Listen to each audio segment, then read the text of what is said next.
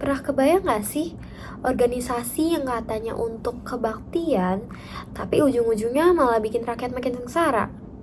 Nah, kali ini aku mau bahas salah satu organisasi bentukan Jepang, yang namanya itu Jawa Hokokai. Penasaran nggak? Yuk kita bahas bareng-bareng. Halo semua, perkenalkan nama aku Almira Najwa Aulia, absen 6. Dan dalam kesempatan kali ini aku mau bahas salah satu organisasi bentukan Jepang, yaitu Jawa Hokokai. Jadi sebelum Jawa Hokokai ini dibentuk, dulu itu Jepang sempat membuat juga organisasi yang bernama Gerakan 3A dan Putra. Pasti kalian udah familiar juga kan? Tapi Jepang ini ngerasa kalau Putra ini tuh malah menguntungkan rakyat Indonesia, padahal Jepang kan membuat organisasi itu untuk menguntungkan kepentingan Jepang kan. Makanya akhirnya dibuat Jawa Hokokai pada tanggal 8 Januari 1944. Jadi Jawa Hokokai ini dibentuk pada saat Jepang mulai merasa terdesak dalam Perang Asia Timur Raya. Pada saat ini, Jepang ini kekurangan bahan makanan, tenaga kerja, dan bahkan dukungan logistik.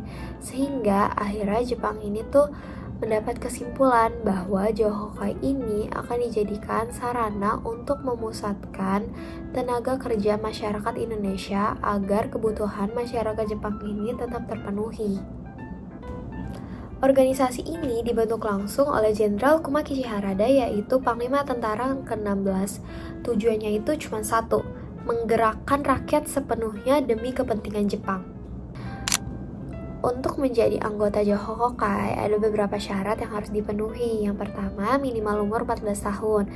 Yang kedua, merupakan bangsa Indonesia ataupun Jepang. Yang ketiga, berasal dari kalangan pegawai negeri atau kelompok profesi.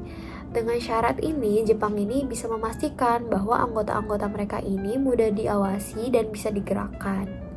Sebagai organisasi yang resmi, Jawa Hokokai ini memiliki kegiatan-kegiatan rutin yang wajib dilakukan oleh anggotanya.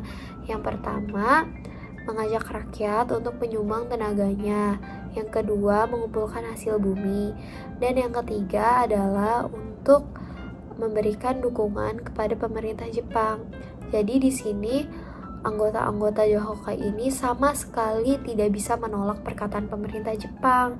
Jadi karena mereka ini tuh diawasi secara ketat dan sistemnya ini tuh dilakukan secara terorganisir juga.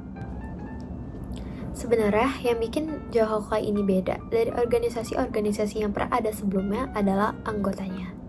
Anggotanya ini terdiri dari semua golongan masyarakat, kayak pribumi, Cina, Arab, pegawai negeri, semuanya tuh ngumpul di organisasi Jawa Hokokai ini. Dan Jawa Hokokai ini dipimpin langsung oleh Gunsekan atau Kepala Pemerintahan Militer Jepang. Sebenarnya tuh masih ada tokoh Indonesia yang lain di dalam organisasi ini seperti Insinyur Soekarno dan Hasyim Asyari. Namun, mereka hadir di sini tuh cuma sebagai penasehat, bukan pengambil keputusan. Sebenarnya peran utama Jawa Hokokai sendiri adalah mobilisasi tenaga dan ekonomi. Jadi setiap harinya rakyat ini diwajibkan untuk menyerahkan hasil bumi mereka kepada tentara Jepang. Jadi bayangin kalian tiap hari, setiap jam, setiap saat udah capek-capek kerja, udah capek-capek nyawa, panas-panasan, tapi hasil kerja keras kalian ini malah diberikan kepada tentara Jepang hanya untuk kepentingan mereka sendiri.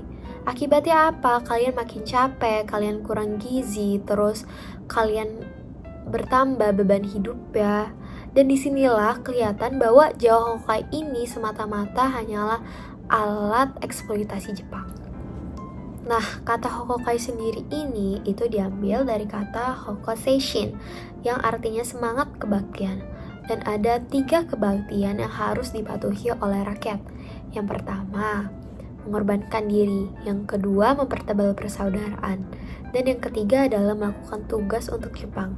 Jadi intinya rakyat-rakyat ini itu disuruh berkorban total untuk kepentingan Jepang yang pada saat itu mulai terdesak dalam melawan sekutu.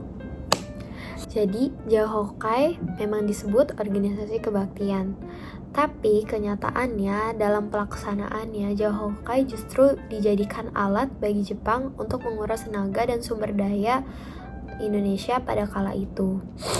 Nah, dari sini kita bisa belajar bahwa nggak semua organisasi yang kelihatannya baik itu juga baik dampaknya kepada rakyat.